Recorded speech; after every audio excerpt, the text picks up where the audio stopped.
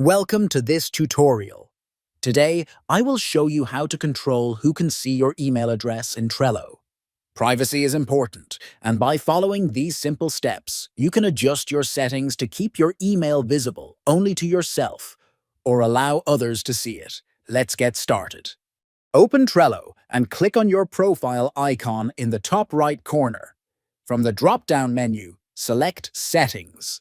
Click on the link that says Go to your Atlassian account. Once in your Atlassian account, tap on Profile and Visibility. Scroll down until you find the Contact section. Under Email, look for the option Who can see this? Tap it, and you will see two options.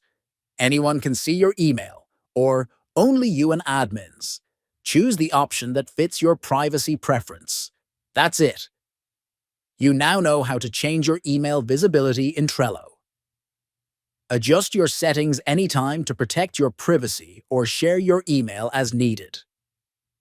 Thanks for watching, and don't forget to subscribe for more tutorials.